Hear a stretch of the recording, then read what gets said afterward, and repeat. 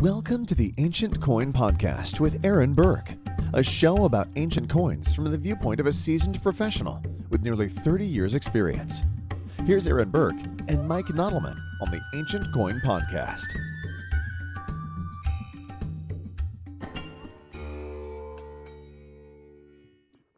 And the sound of the gong, as always, means it's time for another episode of the Ancient Coin Podcast. 30 of them. This is 30.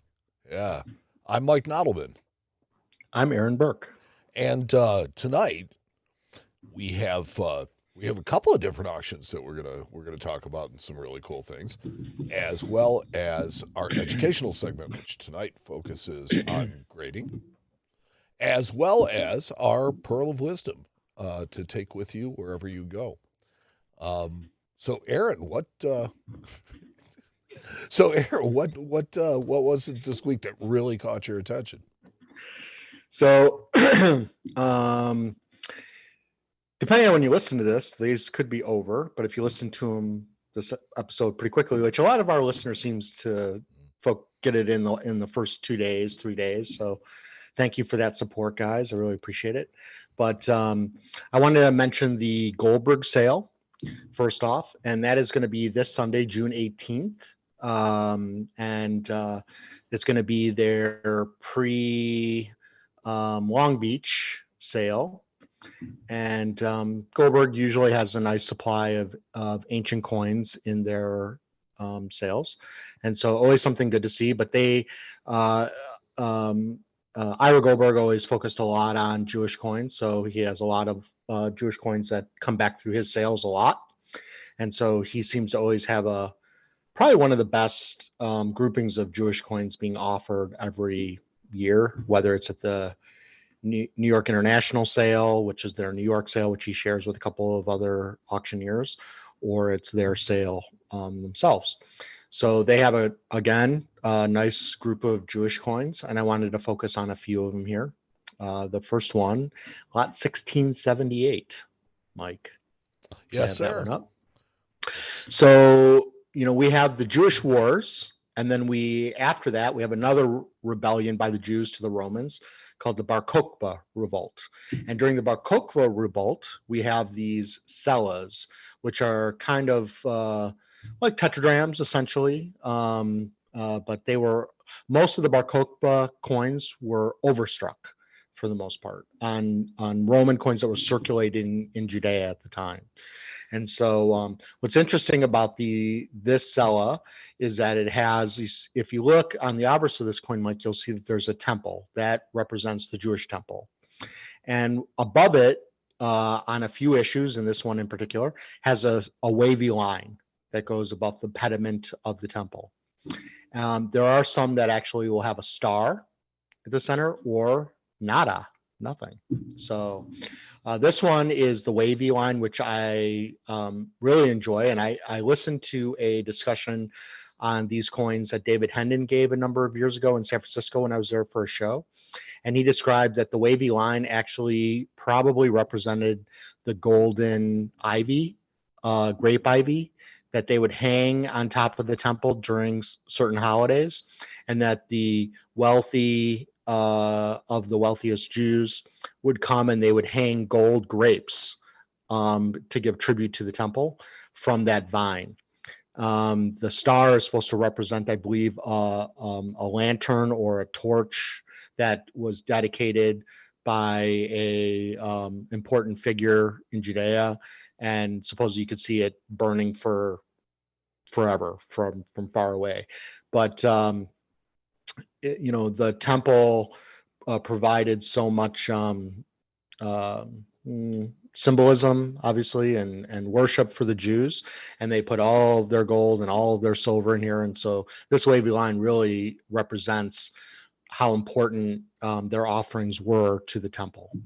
There's a couple of things that I think are really interesting about this coin. One of which is, yes, you can see in the wavy lines these things that are kind of hanging down from them. They could be grapes, they could be leaves. I could see it as something like that. But more importantly, that these coins were overstruck, meaning that nobody really had to provide the silver for it. they were taking, Roman coinage and stuff like that and striking their coins over the top of it, kind of a big like middle finger to to the Romans and stuff that they were doing it to. It's true. And on denarii, which we call zuzas, they were actually taking Roman silver denarii, and they were doing the same thing. And a lot of times you'll get the undertype underneath, which is really cool. And so sometimes we used to do this. We did this in the Gemini sale years ago, and I've seen other dealers do it as well, or other auction houses do it, where the undertype of the Roman emperor's portrait, the head, is visible, the whole outline.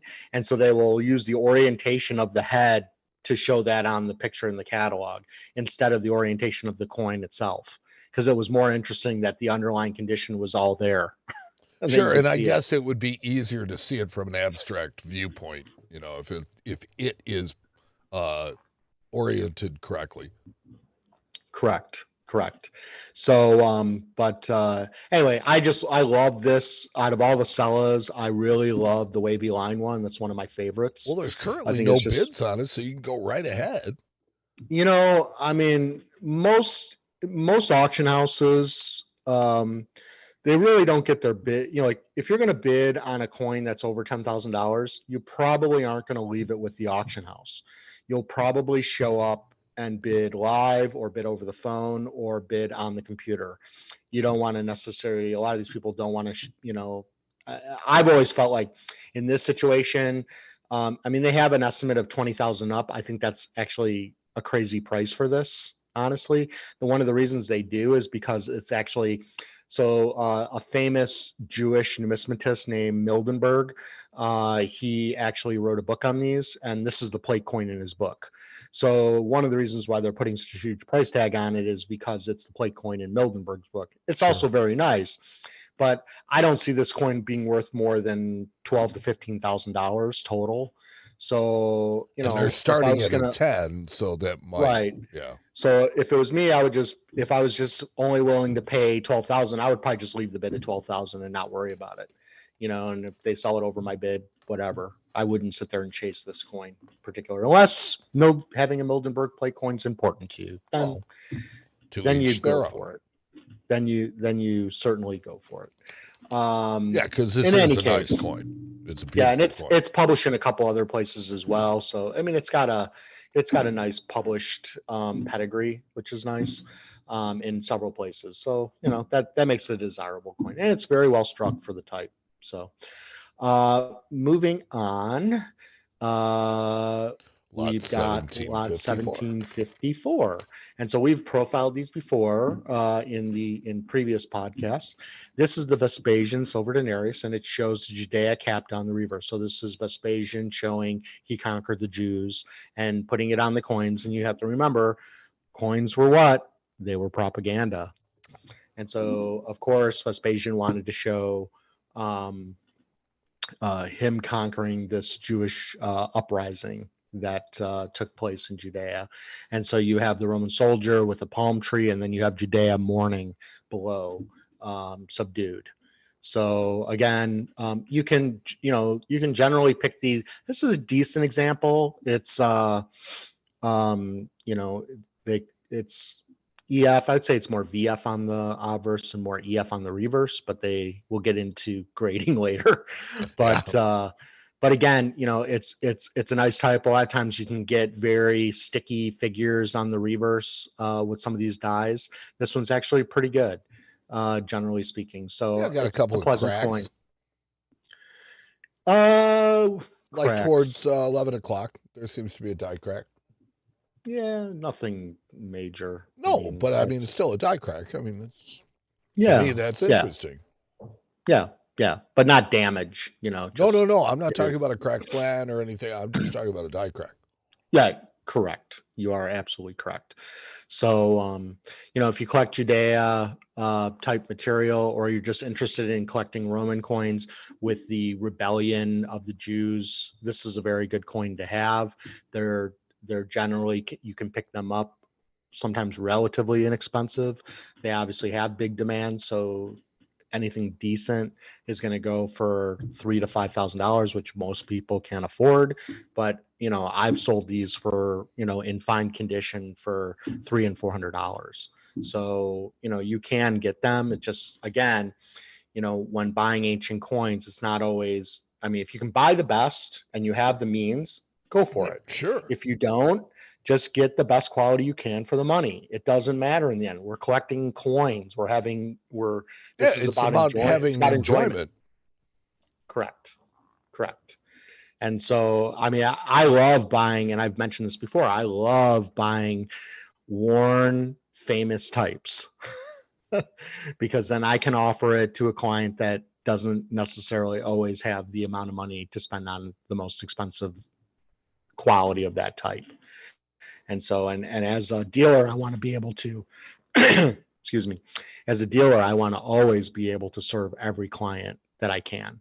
And so it's not important to me just to serve the whales or the high-priced, the high-end collector. That's nice to have, but it's just as important to me to serve the lower end of the food chain. Yeah, and well. I think that's something that we actually do kind of reinforce in the shops is that it doesn't matter who you are, every customer is important. Right. And it's I'll say, the other reason we take junk bowl, our junk bowl to every coin show is because we want to have people to be able to go through and pick out coins at $20, and so, there's not a lot of dealers that do that anymore. And so for us, it's really important not to just go to a show and set up and be kind of like a museum that you can't afford anything. We want to be able to serve as many clients as we possibly can. Yeah. So moving on again, we're going to go to a very expensive coin that most people can't afford, but let's talk about it because it's something really, really, really cool. And it's a really cool time in history as well. So you have Octavian before he became Augustus. So this is during the Civil Wars after the assassination of Julius Caesar.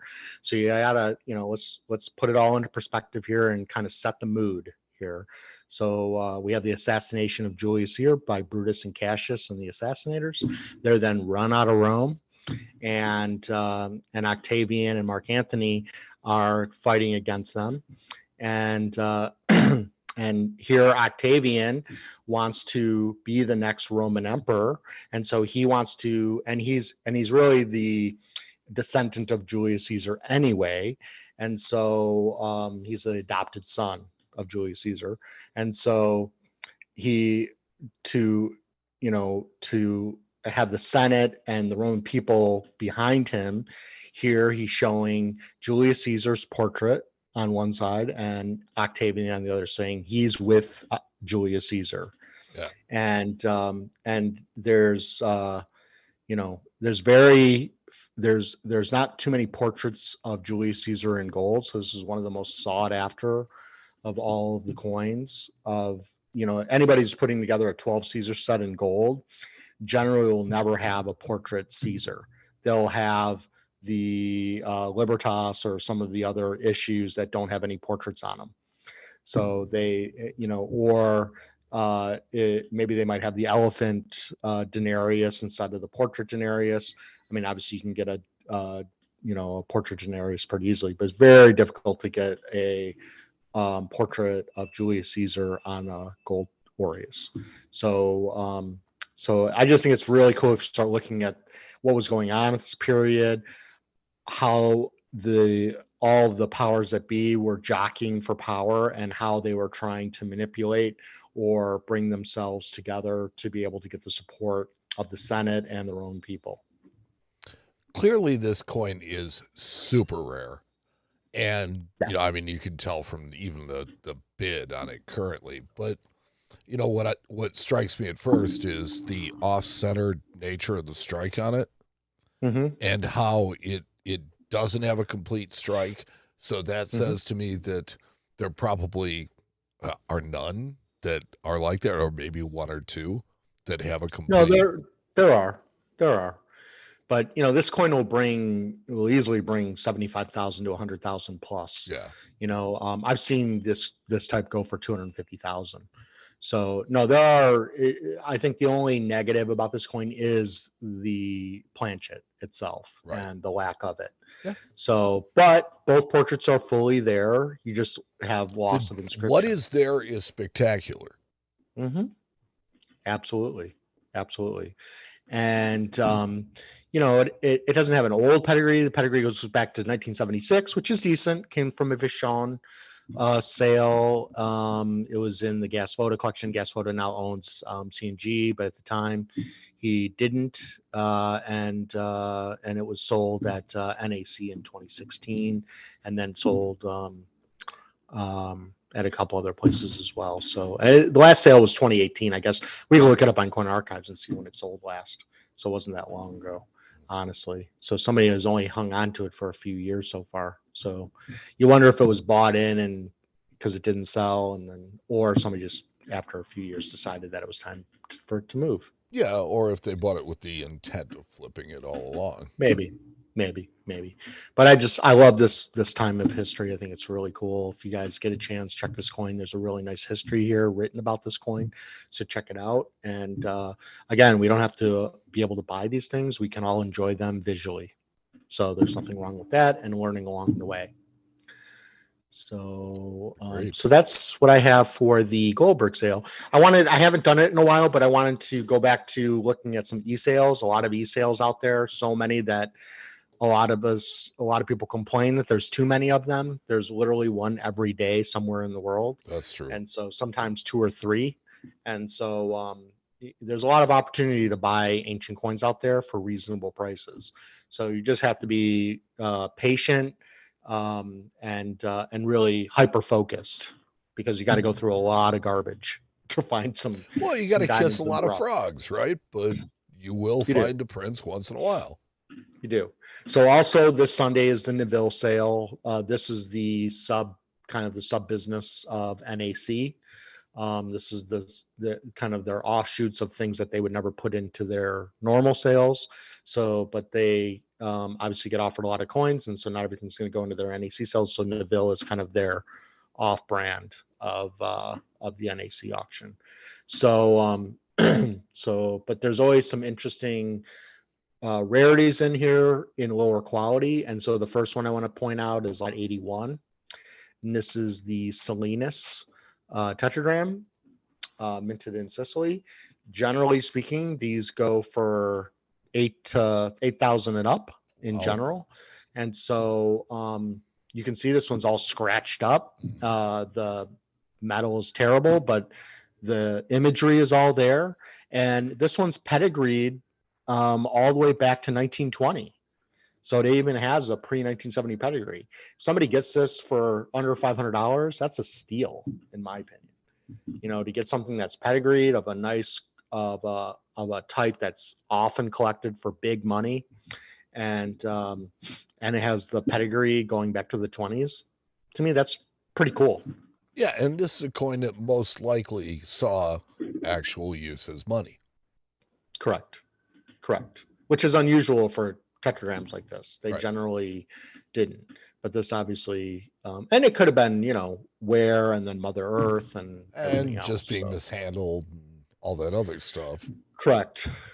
But again, this is my point, and this is why I'm highlighting these, because these are the kinds of things you can find in e-sales if you look hard. So the next one is lot 123. This is the Corinth Stater. This is an earlier archaic one.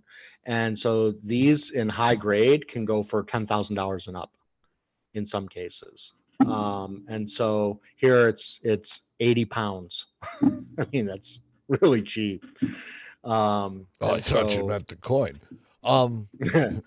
Yeah, no, it's cool that you have a head that's placed inside an incuse, which is probably due to the lower end technology of the time. Well, it was also just the style. That's how they did them at the time. Yes. Okay. That's one of the views of the that's how the archaic stuff was done back then. Sure. I don't know if that could have been a technology scenario or just a style. Well, it seems like it gives you a better chance at the relief on this. Because the relief is relatively high on both sides. Right. And it's wearing, you got Athena wearing that Corinthian style helmet, which is really cool. And again, a specimen most people couldn't afford in high grade, but for not a lot of money, you should be able to pick this up pretty reasonably. Yeah.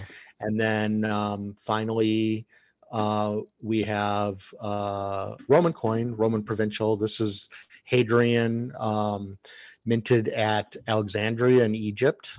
And so this is when the Romans were running Egypt after, obviously, they ran Cleopatra and Mark Antony out of there, and then they took over Egypt, and they were, obviously, this is much farther down the line. But we profiled this particular coin in particular, and this is the lighthouse coin, and it's the famous lighthouse at the harbor in Alexandria that no longer exists, but was very famous at the time. And it's a very popular coin, and this is a very pleasant coin. It's low grade, but there's no problems with it. And at a minimum bid of 100 pounds, that's really, really inexpensive for the type. Now, maybe this is only interesting to me, but one of the things I think is funny is that your father will often, kind of look at U.S. coins like St. Gaudens and stuff like that, and he'll say, you see that design that's on there is not from, St. Gaudens didn't invent that. It comes from this ancient coin. And he'll point out to us, what it is. And this one I look at now and I see Walking Liberty on it. It's not the same. It's just the iconic part of it that it's, this is something that goes back to ancient times, and it ends up being, a coin that is still minted today. Yeah, for sure. I mean, even so there are, all modern or older artists copied what they learned in art school or going to museums or what they saw, and we're all influenced by things, right? And so there are in antiquity, there is Spanish Iberian bronzes, and if you look at some of the early Iberian bronzes from like the 5th century BC and 4th century BC, you understand how Picasso got his influences to paint the way he painted. So, and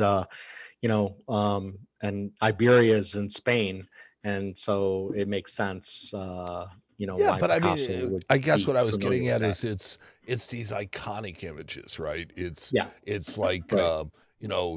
even downtown in Chicago, all of our financial buildings are these granite with these giant Roman pillars on them, and it's Correct. just it's what has carried on till this day. Well, I mean, even in the South, these old Confederate houses that have pillars, Yeah, it's the same yeah, idea. the Georgian homes. Yeah. So, yeah, but you're right. You walk around, I walk around downtown Chicago all the time, and you look up on some of the higher, like mid-range up the skyscraper, and you'll see all kinds of Greek iconography of sculptures. Especially and in Chicago. Oh, it's insane. Yeah. It's insane. And I took a picture. I was walking around downtown, and I took a picture of one of these buildings about 3/4 way up, and then the way the new iPhones are, you can actually take the image, and you can, even though I was taking it from from a low distance and it was on an angle, you can change the image so that it looks like it's straight on in editing. Okay. And then works? Yeah, it works. Wow. Yeah, it's really cool. And then I enlarged it, and then I sent it to an antiquity guy I know, and I said, "Look at this sculpture I just came across." And he said, "Where's that?" And I took a picture of the building. I said, "It's the building." That's great. It is true. So, it's classic sculpture. My little entertainment. So anyway, so again, guys, go through, and many of you probably already do this, but if you don't have money to spend in the big auctions and you feel like you can never compete, go to the auctions, look around. There's even some great coins that you can get occasionally. So it's yes, you're not going to get the best of the best, but you don't have to. Well, okay, so I feel now after 30 episodes, I'm qualified enough to say that you should just buy something that you enjoy looking at. That to start out, it's like just kind of get into it and find something that you like. Not everything has to be a relief, choice Athenian owl or Eidmar. It doesn't have to be. You can enjoy some of the just more common stuff that's well done, Correct. and get a really nice Correct. specimen and really have something nice there. Well, and I, my dad has instilled this in me, and if anybody, if you go to any coin shop or you talk to any numismatist on the phone and they tell you, and I've talked about this, and they say, this is a great investment, run, because there's no coin dealer that has a crystal ball. And so if they're selling it as an investment, they're screwing you. And so, well, something's wrong somewhere. That's for sure. Well, they're a telemarketer. Yeah. And they cannot deliver on those promises. And yes, could they find somebody else and screw somebody else over to get them to buy it? Sure, they can pass it along. But you're barking up the wrong tree if you're just buying for investment. If you're not buying the best of the best. And even if you're buying the best of the best, you got to be careful, because if you way overpay, then that's going to be a problem. The next auction is going down. Correct. And so, and we talked about this in the last show, like the facing Pantocrapan, even though none of us can afford it, but we can think about the philosophy here, is that it went for almost $6 million all in. And if another one comes up and the person who won it isn't bidding anymore, and I'm bidding, and I don't have the same kind of competition, it might go for half. Yeah. And so what does that make that 6 million one worth if the other one only sells for 3 million? Well, I think it just went down in price. Yeah. And so, and you can compare that to $1,000 coin, a $500 coin. The philosophies are the same when you're talking about, supply and demand and auctions and who is bidding and who's not bidding. In ancient coins, when a couple of people at the high end part of the market is buying up everything and not allowing anybody else to buy, and then they stop buying, prices are going to soften. Just the way it is. Right. So the ancient coin market is small enough that it really, a few people at the high end can push the entire market all across the board. And so, and when they stop collecting, this happened with Jewish coins for a while. There were some really big buyers in Jewish coins. Then they had everything. They didn't need anything else. And then you had a couple big Jewish collections come onto the market. The prices softened.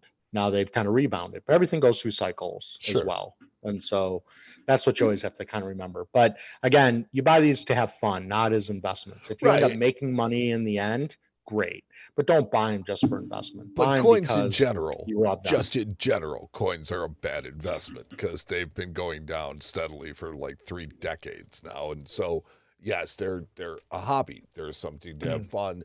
Can you profit from them? Absolutely, but it's just not the norm. Ancient coins have gone up in value every year. And so if you asked me 10 years ago or 15 years ago, if ancient coins would be where they are now, I would have never thought so. Right. Not to this level. But they are. And this is just the new world we're in. Yeah. And so they have been, and the people who bought in the 90s and the early 2000s, they've made a lot of money. And so, but they couldn't duplicate that. Well, who knows? If you hang on to your coins for 20 years, there's a good chance that you're going to make money if you bought a really nice coin and there hasn't been a lot of them that have come on the market. So you just have to. It depends on the demand. Yeah, it really depends on demand, because there are some things in U.S. that are truly rare, and yet the collector for it is rarer than the coin. Like, I'll give you an example, going back historically. So there was a big collector who was in Texas of Severan dynasty. So this is Septimius Severus, Caracalla, Elgabalus, Gaeta, people like that. And he was buying up from all the dealers, all the auction houses, buying up anything rare Severan. Well, Severan really has never been, historically a big collecting period. Generally speaking, a lot of those denarii don't sell for a lot of money. And because he was buying up and competing on all the best coins, he drove the prices way, way up. And then when he went to sell his collection, they didn't do as well in general, and they haven't really come back since. And so in the same way. Yeah, and so nobody really there's is just one as person interested as he was. Yeah, I mean, one person drove an entire area of ancient coin collecting. Yeah. So, well, like I said, nobody was as interested as he was in those coins. Correct. And he had to have every rare type. Yep. And so, and everybody knew him. And I'm sure he enjoyed that. And he enjoyed completing it. And that, look, that's the hobby. That's the part of it where, you're supposed to, that's the prize. Sometimes that's all the prize. Correct. Mm-hmm. Yeah. Yeah, I agree. So anyway, you want to move on to the educational section? Sure. Absolutely. You ready? Yeah, I think I'm ready. Okay. Let's fire this so bad boy tough topic, because, and we've talked about this with NGC grading ancient coins, is that it's really very subjective. It always has been, it always will be. Because what you may see, somebody else may see slightly different. Even the graders of NGC might see something different than the rest of the world might see a specific item or a specific type of coin.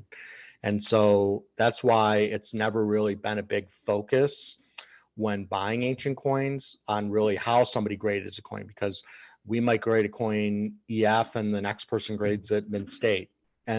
Or maybe we call it EF plus and they call it mint state. So I'll get into a little bit of that. Sure. Mike, are you on the slideshow? I am. Okay, cool. So, just to kind of back up a little bit, in 1948, Dr. William Sheldon, who is a renowned numismatist, he developed the Sheldon scale, which was assigning grades from 1 through 70. We don't do that in ancient coins, and NGC has not adopted the Sheldon scale as well. And one of the reasons is because ancient coins come out of the ground. It's much more, you need a much more simple grading system. And so our grading system has always been the same. It's always basically been going from what we call FDC, which means it's French, which means fleur de coin, all the way down to poor.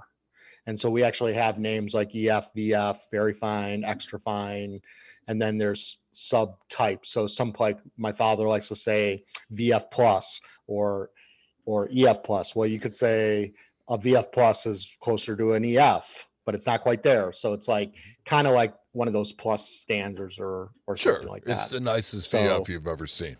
Right. So Mike, you're all the way on slide 7. So you might want to go back up to the top. I'm sorry about that. No worries. Sure. So anyway, so let's go to the first slide, or slide 2. So here we have what was considered an FTC coin recently by NAC. They said virtually FTC. Again, FTC should rarely ever be used. NGC doesn't use FTC at all. They just use a mint state. That's it. That's the highest that they use, to my knowledge. I guess this coin mint state star. I guess mint state star would be the highest that they would grade. So fleur de coin, it's a French term.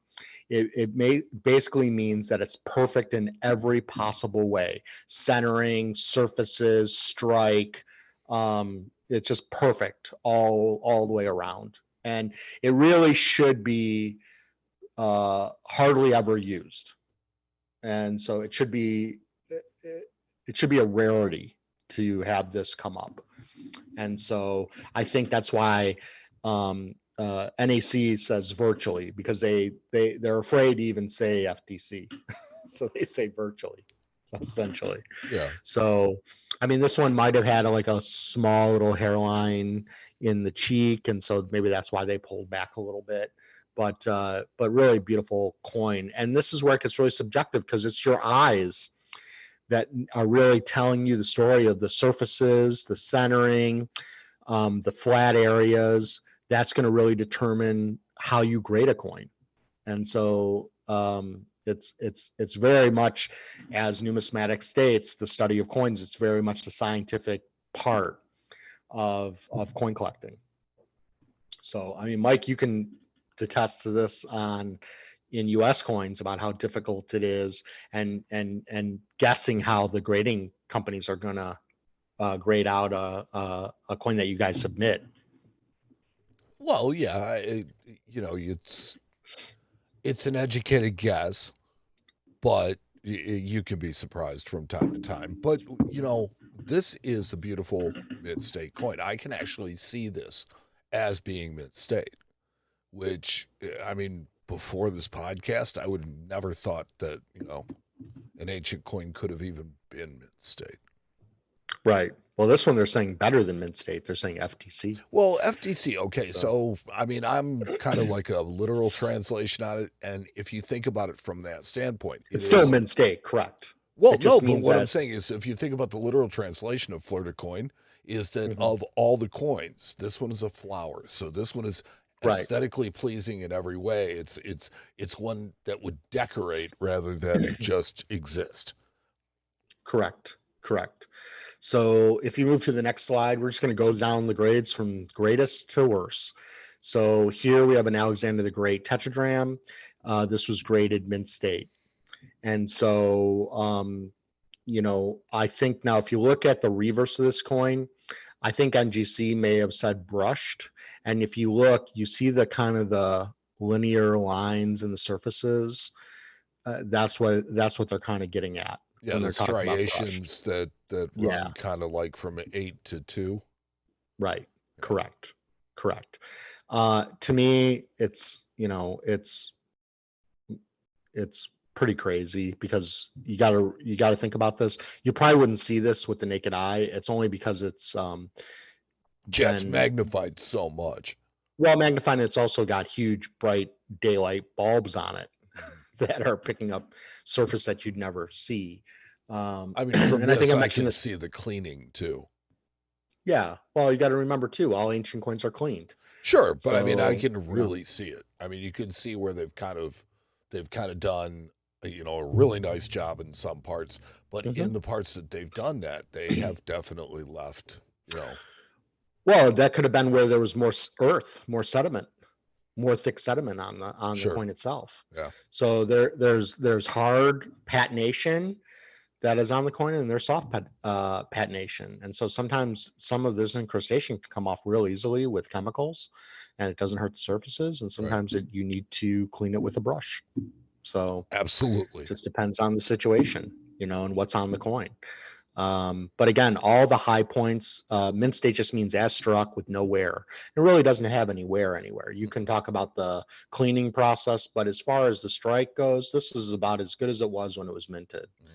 So there's really no wear in any of the high spots. You start looking at the hair on the obverse, where the lion skin is kind of where the hair of Alexander is coming over the top of the lion upper jaw there.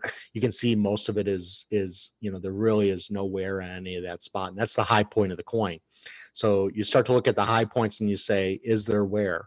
And if you don't see any wear, for the most part, then it's going to be mint state. So if we go to the next coin, some people might call this VF. I would still call it an EF coin, because these coins generally were poorly made. This is a coin of the Jewish War. It's a quarter shekel. And VF means very little wear except at the highest points of the coin. So it still has some wear at the highest points, but everything is visible. And so it's really comes down to a judgment call, as you said earlier, Mike. And so you have to decide, is this a VF plus? Is it a VF? Is it an EF? Are you happy with EF? That's why it's all subjective. And so, and when you have things that are right in between the lines, that's why I get so frustrated when people overpay for a graded coin by NGC, because it can really be it can go into any category depending on who's looking at the coin, and you can make arguments for and against. And so why would you pay just based on one person's opinion? Well, grading is subjective to begin with, and Right. let alone on ancient coins. I mean, grading is Mhm. subjective on current, modern coinage that's being mass produced. Correct. To grade these ancient coins to a standard that's even close to any of that is ridiculous.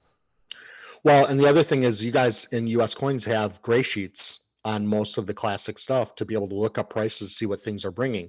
You have to factor that in, obviously, with auction prices and other factors, but you have a starting point. In ancient coins, that does not exist. There are no gray sheets for any of these things. Whoa. There's no way to look up an Alexander the Great and see what a mint state star is. Right. You have to go look at auction records and see, which, I mean, is actually more and more part of the U.S. side of it. We have to do that as well, but yours is based on it. Right. The difference that I find is that when a US coin, and this is the dirty secret that, most of you listeners may or may not know with dealers, is that at Aaron Berk, if we have a coin that we submit that has or get a coin in a deal that has a problem and it's been completely overgraded by PCGS or NGC, we do not sell it to one of our clients. What we do is we wholesale it to one of the dealers who are more than willing to sell it to one of their clients based on what those gray sheets and auction prices state, and don't care that their clients are buying a problem coin that's been overgraded and it's basically in the wrong holder. And so we won't do that to our clients. Well, they're selling and their clients are buying the plastic, and correct. You should never buy the plastic. You should always buy the coin.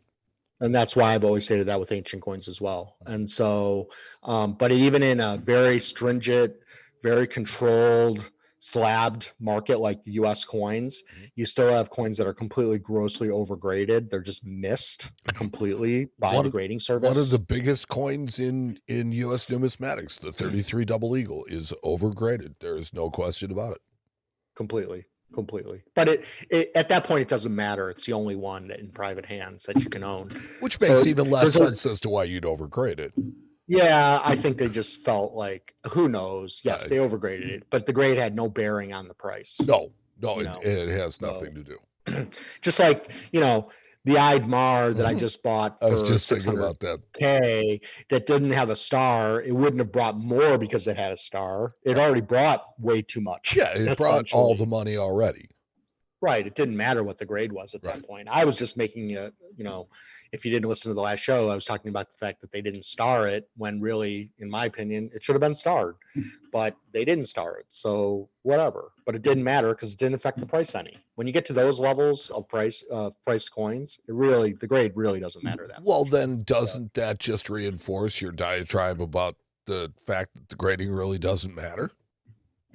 It doesn't, but also like the fact that people will buy a coin based on grade alone is really problematic because we see it in US coins all the time where we're basically going on some of these websites where the other dealers are and just dumping those coins off to those dealers and we make a decent profit. Mm-hmm. We wash our hands of it and let those dealers deal with it. We won't sell it to one of our clients. But the point is that there are people buying those coins in problem holders and basically will lose their butts down the road. And they are going to be in those holders forever too. They will, because no one's going to crack it out. Right. Well, there's because no need they realize it's worth more in the holder than out of the holder. You're not going to get it in a higher one. So no. So, and then let's move on to the next one. We're getting into very fine. So this is where the legends and major features are complete and legible if struck. But you start to see wear. You start to see actual wear. Right. And this is kind of where you start getting into, not every dealer uses it, but we do. We get into VF Plus. My dad he'll do near mint state, which is really just EF. It's just a nice way of saying EF, but it's like you're not sure what level, what layer to put it in. and so that's why you get those pluses and things like that. You also have to determine between the obverse and the reverse, and we'll get that. Sometimes you'll get an obverse might be EF and a reverse might be VF. So you can have two separate grades. They don't do that in US coins. In US coins, they give it one overall grade. Yes. In ancient coins, we grade both sides of the coin. And so if the grades vary between the obverse and reverse, we give that designation. VF over EF, or min state over EF, or min state over fine. Right. Because maybe the other side is a complete worn or destroyed in some fashion. So and so that's another interesting thing. And in fact, NGC doesn't do that either. They still only give it the one grade designation, which, that's why they're giving the strike and the surface number, because that's their way of like basically downgrading the coin if it has two separate grades. Yeah, it's their way of involving that in the grade without involving that in the grade. Correct. Which to me, it would be just easier to say VF over EF and whatever. Agreed. So, but whatever, they, some people love that. It also is a way to create more. You gotta understand, guys, the NGC is running a business. They're a for-profit company. And so it's to their advantage to have people pay more for a 5.5 over a 4.5 or over a 3.5, so they're creating a market based on those numbers. And so you have to remember that, yes, there's good intentions behind it, but ultimately it's to make more money.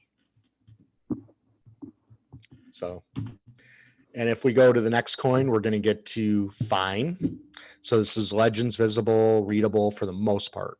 So, this is mostly what you'll find in a lot of e-sales. Yes, you will. And this, the term fine for this coin offends me, but that's just not,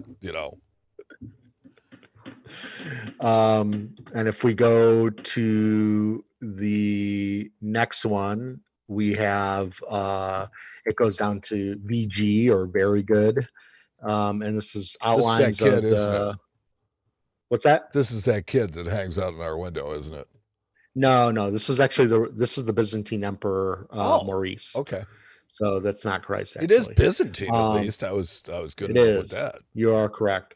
So here we actually, when we graded it, we said it was VG on the obverse, and we said it was about VF on the reverse. And so you can see that the reverse is a much stronger. And so we gave it a higher designation on the reverse than we did on the obverse. Now, so what really kind of, so this is where I guess I've got to get my head around the fact that the corrosion, it plays a part in the grade, because obviously it's fine, which is way towards the bottom end, but it doesn't seem to disqualify it like it would on a modern coin. No, because they're ancient coins and they come out of the earth looking like this. And you also have to remember too, some good coin cleaners. My dad's an excellent coin cleaner, and he has bought coins that are completely encrusted, that have low grades, and clean them, and had spectacular material under the incrustation. So if you know what you're doing and you don't hurt the coin, and you dissolve some of that incrustation, there might be more detail under that coin that's not very visible. Anybody who cleans unclean coins knows this. Sure. That and if you go on Facebook, there are people cleaning coins, and you see the before and after, and it's really amazing. Some of the quality that comes out. It is about what's under the gunk and knowing how to see through that. But this is corrosion, which is completely different. Correct. It obscures things. Mm-hmm. I understand, the nearly VF on the reverse. Right. Because that looks pretty complete. Yeah. So if we go to the next coin, now it really starts getting to the bottom of the barrel here. So here, this is just good. This is the ones that people walk in and ask me, what is this? Right. So this is a Hostilian. It's very worn with the objects in the outline, like portraits mostly showing. Reverse, really, I would just call the reverse more of a poor, because there really isn't anything left. So if I was going to grade this coin, I might say good over poor, because there really is nothing left of the reverse. It's almost like a blank. So, but you do have you can identify the obverse, and we can identify the emperor still because we have enough features to know that that is Hostilian. So, and if we go to the last coin, Sorry. so here we have a coin of Hadrian, and this is good over poor. So again, it's basically a blank on the reverse. There's nothing there, nothing left. And so poor means a smooth coin with almost no detail, also sometimes called slugs, quote unquote. We call So them here calls. So we know this is Hadrian. Hadrian's very well identified. We can see the portrait. So here we have no problem calling that a good, and the other side a poor. So Well, I mean, I have no problem calling it a poor either, because you can't tell what's on the reverse. Correct. And so, but you can see how subjective this can start to get after a while, and how many years it takes to really get good at it. To what level is it corroded? To what, degree is it struck? Is it worn? All of those things. Yeah, I guess it's like in 2,000 years, there's a lot of things that can happen to a coin. It's true. So anyway, that's my stab at grading. You all probably will have your own definitions of these things, but that's why it's subjective. Yes. So it shouldn't be so subjective that if you ask 5 people, you'll get 4 different answers, but it should be subjective enough to where you'll get some variance in opinion. Correct. So anyway, that brings us to our pearl of wisdom, and so this is something that I've always pushed. I think it's really important to emphasize, and that is a certificate of authenticity really a guarantee? And I would argue, and I have argued for years, that it is not, because a certificate is only as good as the person who's issuing it, number one. Number two, the people who are pushing certificates of authenticity are usually selling you fakes or trying to rip you off, because by offering or pushing a certificate of authenticity, they're trying to buy your confidence in what they're selling or giving to you. And so when people ask us for certificates of authenticity, I tell them that our invoice is our certificate of authenticity. It says right on on all of our invoices that everything is guaranteed genuine. Also, that is the binding contract between the seller and the buyer of what transacted and for how much and what the item was. If you want the decorative piece of paper, I'll give it to you, but there's not going to be a price on it. It's just going to have information, and it's going to say it's guaranteed and we sold it.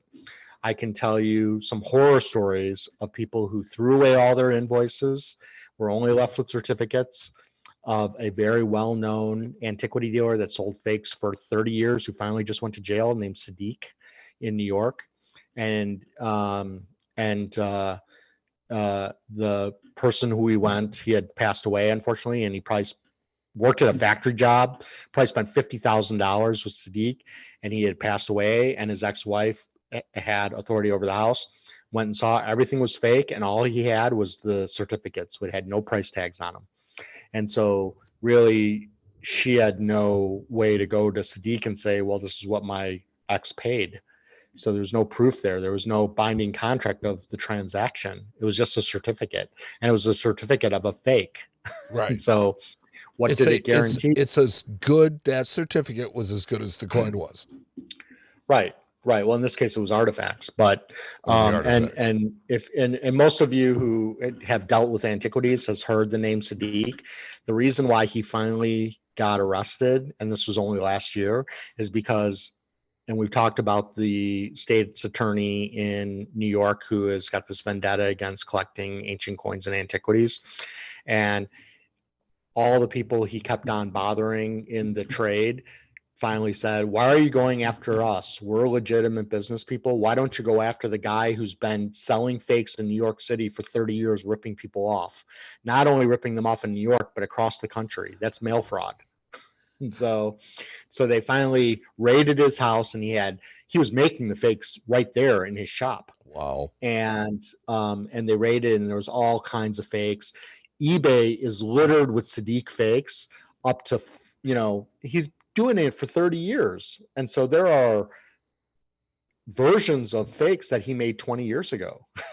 It's crazy, and they're still being sold on eBay. And so it's really, really insane. And so the point is that, look, we've all been up late at night, and we turn on the TV, and you get something from the Franklin Mint or Rare. some telemarketer, and they're saying comes with the certificate of authenticity. Who gives a crap? And a red oak presentation box. Right, exactly. They're selling you the song and dance. That's what they're selling you. Yes. So I guarantee what I sell for life, and I will give you this. I don't push the decorative piece of paper. I will give it to you if you ask for it, but I will try to talk you out of it and try to remind you that your invoice is the piece of paper that you need to save. Yeah, that's the one that's important. And, look, it's, are you selling the sizzle or are you selling the steak? We're selling the steak. Porterhouse. Ooh, ribeye. So anyway, that's my pearl of wisdom. So I think it's an important thing to understand, and I have to constantly tell people about this year in, year out. So one thing I want to mention before we got off, Mike, is something that you and Russ are doing in this coin store downtown. No, we're not doing which it. is what Sorry. what we're doing with kids who come in. Mm-hmm. And Mike, if you want to explain some of that, I think it's really cool. And so I think I hope more coin stores, if they don't do it, they should do it, because this is our future. And so, Mike, why don't you? Well, so okay, so my partner in crime, Russ Bega, and I, we really take an interest in kids because we know that, collecting is generally going to be an older man's thing. It always has been. And we just keep watching, the generation of this move on. But what about the new generation, right? What about this next generation? How are we going to get them involved? Well, Aaron is already thinking about it. We were thinking about it in doing podcasts. Podcasts, they're great because, there's a lot of information. I think in the 30 episodes that we've had, tonight was the first time I felt like I actually knew stuff, and, it was starting to, I can see it now. I can see the light going on, and I hope that other people are going to be able to do that through following this journey and in their own. But so right. Russ and I take a really particular interest in kids. And so we were kind of given this, it was more of an opportunity than anything else, because your dad is coming out with the 3rd edition of 100 Greatest Ancients sometime soon. And with that happening, we have a bunch of 2nd edition, and we even have some 1st editions laying around. And it was like, hey, look, it's like we really kind of need to move these. Okay. So, Well, can I give you one little correction? Yes. We don't have any of the 2nd editions left. Oh, I think okay. I have So it's 3 all copies left. It's all 1st edition. Okay. 2nd edition is out of print. Okay. That means that people will be eagerly awaiting the 3rd. They will. Yes. So, but what we decided to do is that when kids come in, we're going to give them a little something to get them going. And one of the things that it starts with is that book of 100 Greatest Ancient Coins.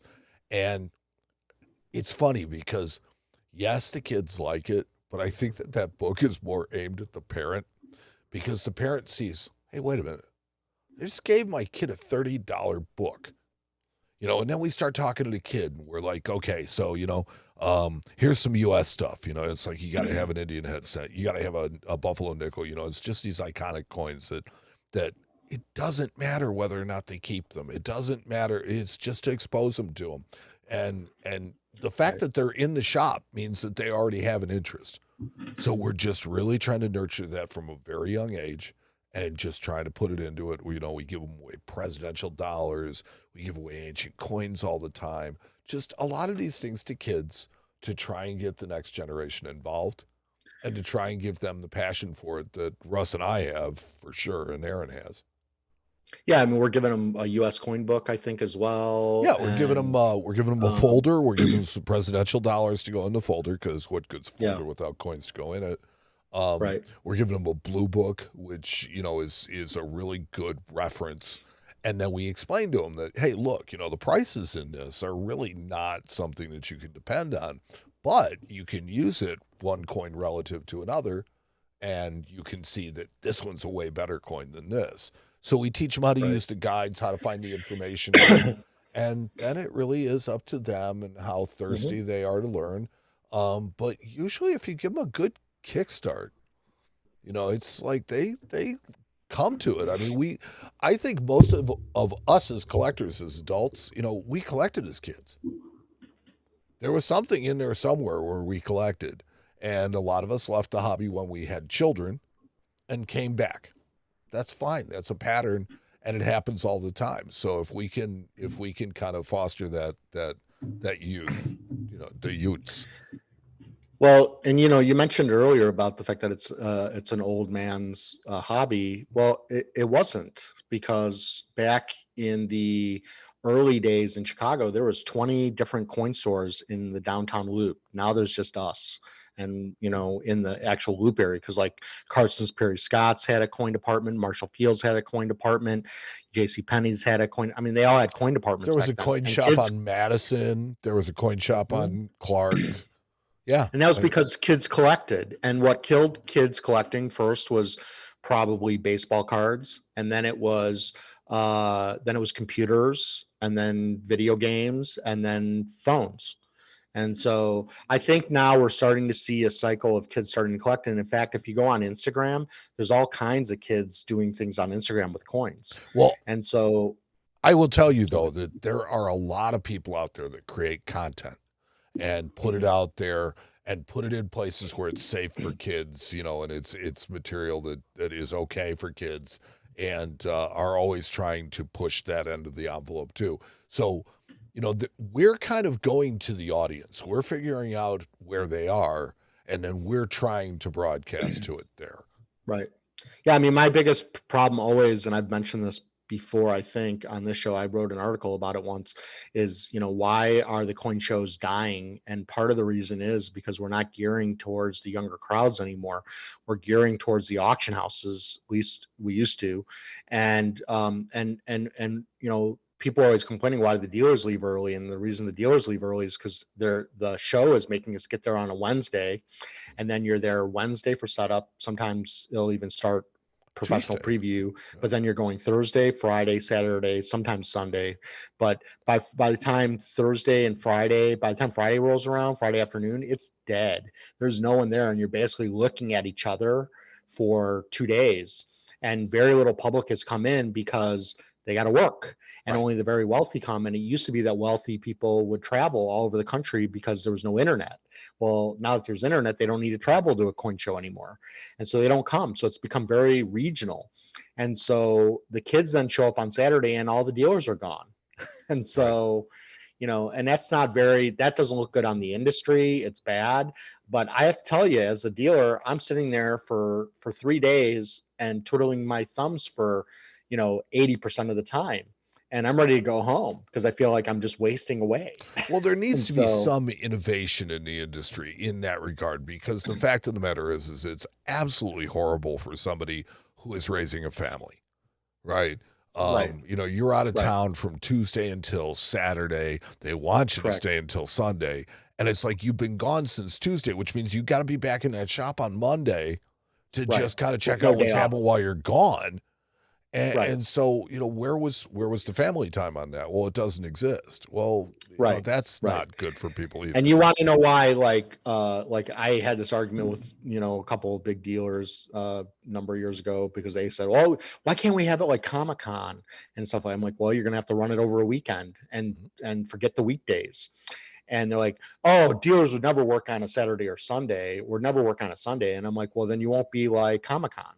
Right. Because that's why they're so packed, is because everybody's got the day off on the weekends and they come. And so really, if we and the wanted major to change things that are going on, the major action things happen when the people are there. Correct. And so now, if you really want a coin show to be packed, you run it on Friday setup and you do Saturday, Sunday, and either go home Sunday evening or you go home Monday, but that's what you do. And really also shows only need to be 2 days. They don't need to be 4 days or 5 days. 2 days is No, the enough only to reason do all they your need to be business. 4 and 5 days is because they need to get to Saturday and Sunday. I really think that's the Correct. reason why they do it. So Well, and they if need you more went days to to be a able to sell the Friday, home. Saturday, Sunday format, I think that the dealers would be happier. Their families would be happier. It would be a little bit easier for them to do their job. Yes, Right. who likes working, the weekends? But you're also not doing those shows every weekend. No. And there's a lot of small regional shows that are just on weekends, and those shows are where all the kids come. And those And that's shows do a lot where- of business. And they do a lot of business. And so, we're starting to take, I know Russ is starting to take a lot more of those shows and doing very, very well. And so, but that's where you're going to meet all the kids, because that's the only time you can meet these kids, right? And so unless it's like the A&A, but even the A&A now is starting in August, and there's a lot of kids going back to school already. And so even for an A&A, they can't come sometimes. So depending on when it's running and what schools are in play. So I just think that it'd be nice if we got away from, because shows have really become more wholesale than retail these days. And if we're just going to get together for wholesale, then there's no reason to even be there on a weekend at that point, and so Wholesale and if we business really- can be done over the internet, though. It can, but not everybody does internet, and not everybody, sometimes there's big deals that you don't have time to photograph everything. And so sometimes you'll, like, I don't know how many times I've gone to a show and somebody bought a piece, and then I walked up and they told me what they bought, and I'm like, hey, can I buy it from you? And they're like, yeah, this is what I need out of it. And you make a quick flip and you buy it. So, I've there seen are that some happen. opportunity purchases.